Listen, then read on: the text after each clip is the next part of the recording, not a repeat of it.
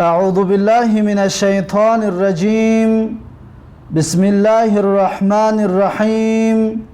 الحمد لله، الصلاة والسلام على رسول الله، ثم أما بعد. السلام عليكم ورحمة الله وبركاته.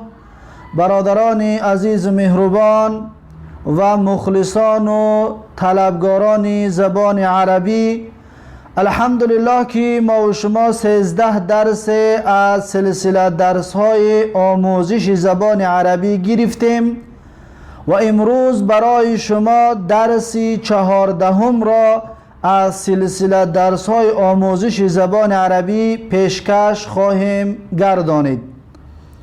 پیش از آنکه به این درس داخل بشویم، اولا این درس هایی که ما و شما تا به اینجا خواندیم و تا اینجا گذشتیم، آن درس ها را چقدر با دقت باشید و به مثل نام هایتان حفظ بکنید و این را فراموش نکنید. و میگذاریم به درس امروزه امان. درس امروزه ما و شما، هر کسی که کتاب دارد پس صفحه 58 را بکشاید از کتاب العربیة بین یدیک، و کسانی که کتاب ندارند یا این ویدیو را میبینند پس شما ببینید که از اینجا ما و شما شروع میکنیم درس گفتن را. پس در اول صفحه 58 میگوید که الوحدة الثالثه، یعنی که بخش سیوم، السکنو، سکنو یعنی زندگی کردن، الدرس، الدرس العشرون یعنی که درس 20. حالا ما و شما از کتاب العربیة بین یدیک در درس 20 رسیدیم، اما سلسله درس های ما و شما این درس 14 می باشد. پس میگوید که الحوار الثانی، الحوار الثانی، گفتگوی دوم، انظر و استمع و اعد، نگاه کن و گوش کن و تکرار بکن. پس این گفتگو را گوش بکنید و نگاه بکنید و تکرار بکنید تا اینکه در ذهنتان خوب بماند. این گفتگو بین المستاجر و المؤجر هست. مستاجر انسان را میگویند که کرایه میگیرد، یعنی که کرایه گیرنده، این را به زبان عربی مستاجر میگوید، یا اجاره گیرنده، کسی که اجاره میگیرد، کرایه میگیرد، این را مستاجر میگویند. المؤجر، مؤجر کسی را میگویند که کرایه میدهد، و کسانی که کرایه میدهند کرایه دهنده را مؤجر میگویند، اجاره دهنده را مؤجر میگویند. پس مستاجر یعنی اجاره گیرنده میگوید که السلام علیکم، مؤجر اجاره دهنده میگوید که و علیکم السلام. پس مستاجر یعنی که اجاره گیرنده میگوید که ارید شقة من فضلک، ارید میخواهم من، ارید میخواهم من، ترید میخواه، اگر در اولش تی بمونیم ترید میخواهی تو، یرید اگر یا را بمونیم در اول همین میشود میخواهد وی. این کلمه را خوب با دقت باشید. ارید میخواهم من، ترید میخواهی تو، یرید میخواهد وی مرد. شقتن، شقتن یعنی که خانه، خانه آشیانه یا خانه بلند، خانه ایتاژ. من فضلک، این من فضلک در زبان تاجیکی ما و شما یک کلمه استفاده برده می شود که لطفاً. معناش این است که ارید شقة من فضلک، میخواهم خانه بلند یعنی که خانه ایتاژ، لطفاً. اصلا با تاجیکی اگر در ترجمه بکنیم میگیم که لطفاً خانه میخواهم، لطفاً خانه میخواهم. پس اگر که این را به تنهایی ترجمهش بکنیم من فضلک، من از میشود، فضل بزرگی میشود، که تو میشود. من فضلک یعنی که از بزرگیت، از بزرگیت. لیکن اصلا این چطوری که در زبان تاجیکی هم لطفاً گفته استفاده برده میشود، این همان کلمه میباشد. مؤجر یعنی که اجاره دهنده میگوید که لدینا شقة جمیلة، لدینا یعنی در نزد ما، شقة جمیلة یعنی که خانه ایتاژ جمیله هست، یعنی که زیبا هست. جمیلتون زنانه هست، به خاطر اونه که شقتون در آخرش ت دارد. جمیلتون صفت همین شقه هست که بسیار زیبا هست، برای همین خاطر این هم زنانه بگیم ت میگیرد، علامت مؤنث میگیرد. اگر که این در جای این اگر کلمه علامت مؤنث نداشته باشد پس این جمیلون میشود. یا که مرد را بگوییم اگر میگوییم که جمیلون، زن باشد اگر جمیلتون. پس لدینا معنایش در نزد ما. پس لدیه در بالا این یا اگر یا تشدید بونیم این نون قطعی حرف الف آخر بگیریم اگر لدیه یعنی در نزد من. لدیک در جای نون اگر حرف کاف بمونیم این الفش را بگیریم لدیک در نزد تو. لدیهو در جای نون حرف ه را بمونیم این الفش را بگیریم لدیهو در نزد وی مرد. لدیها در نزد وی زن. پس این علامت هایی که در آخر این گذاشته می شود همچنین بسیار متوجه باشید تا اینکه استفاده از بیرون کتاب هم یا از این کتاب هم زیادتر استفاده برده بتوانید. لدینا نزد ما، لدیه در نزد من یک از تنها باشد، لدیک در نزد تو، لدیکی در نزد تو زن، لدیهو در نزد وی، لدیها در نزد وی زن. پس اینا خوب متوجه باشید. لدینا شقه جمیلة یعنی نزد ما خانه زیبا هست. پس مستاجر اجاره گیرنده میگوید کم غرفتن فی شقتی، کم غرفتن فی شقتی یعنی چند، کم معنیش چند، چند غرفتن یعنی که اتاق است، یعنی که کامنته هست، اتاق است، خانه چند خانه هست.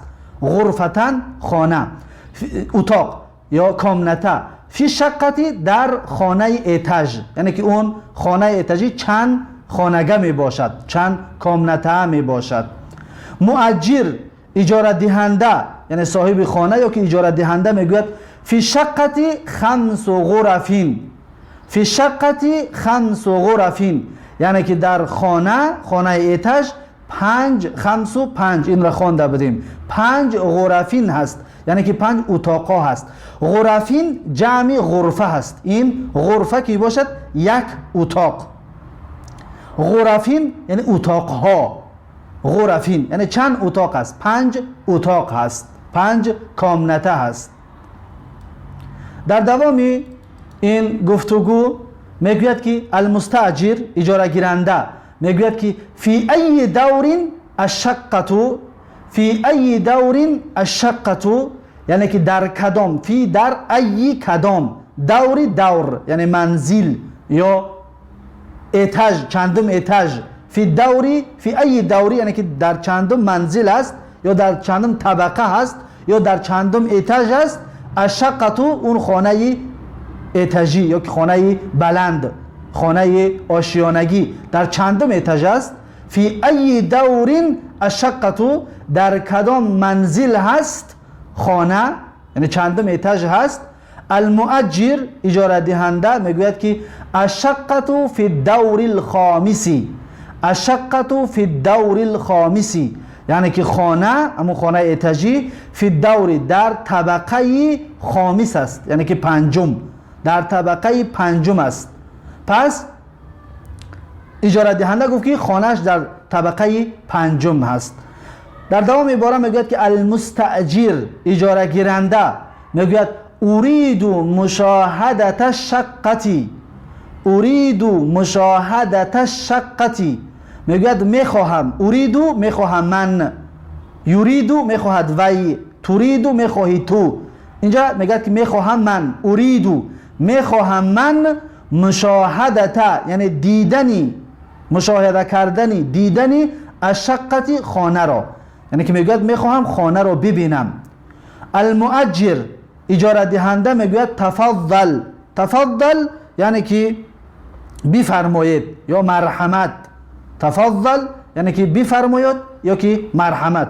ادخل بدرا، ادخل بدرا یک مرد باشد اگر فعل امر میگه ادخل یعنی بدرا، اگر زن باشد میگه ادخلی در آخرش یا میمونه، ادخلی داخل شو تو زن.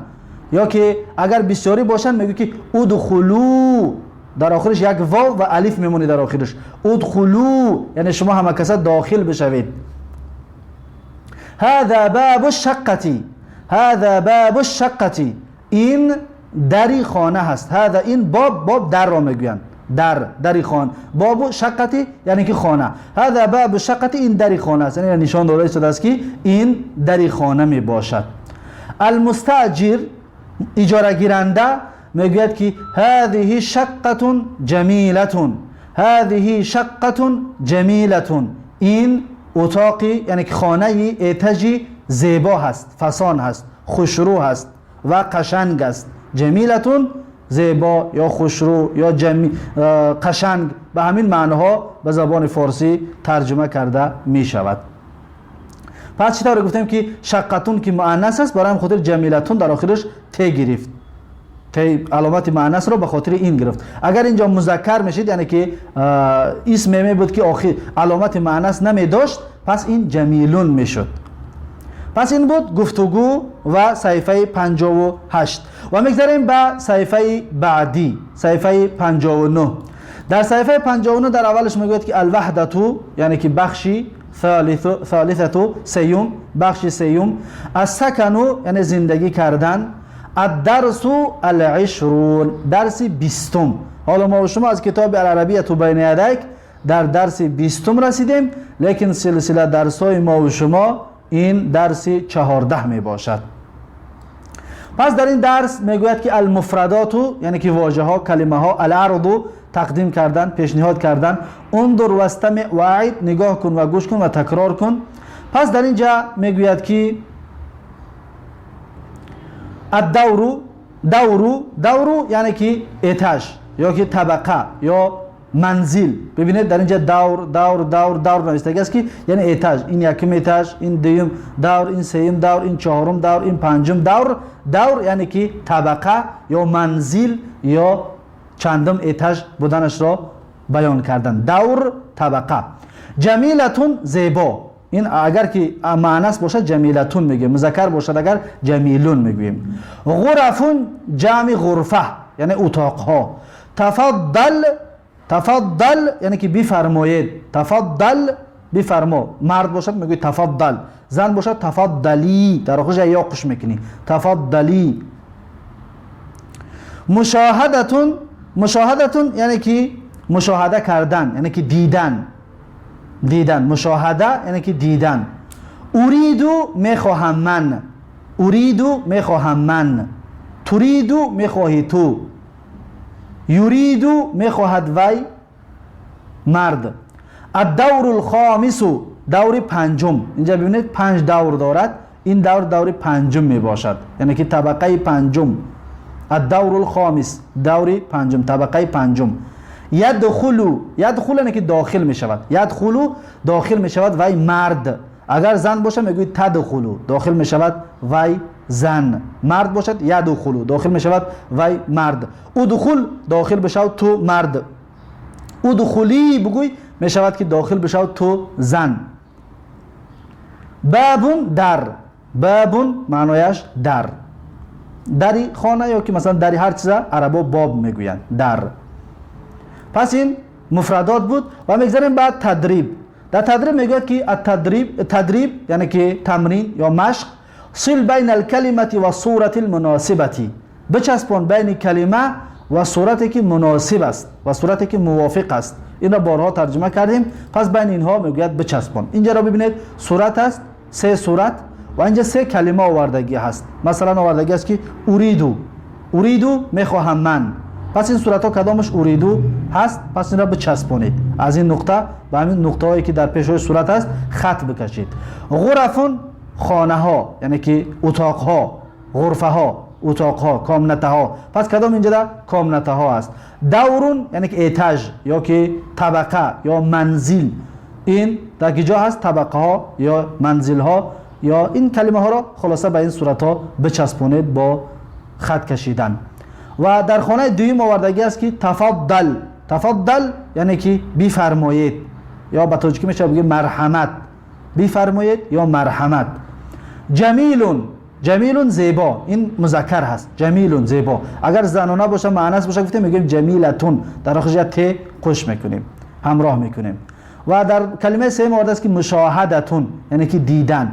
پس اینجا در سه صورت است و سه کلمه هست و این کلمه ها را بخونید و ترجمهش بکنید و به صورت ها بچسبونید که معنای کدام صورت است، یعنی که این کلمه معنای کدام صورت است و این کلمه معنای کدام صورت است شما خودتون بچسبونید. این وظیفه شما می باشد. پس این بود درس امروزه ما و شما از کتاب العربیت بین یدیک.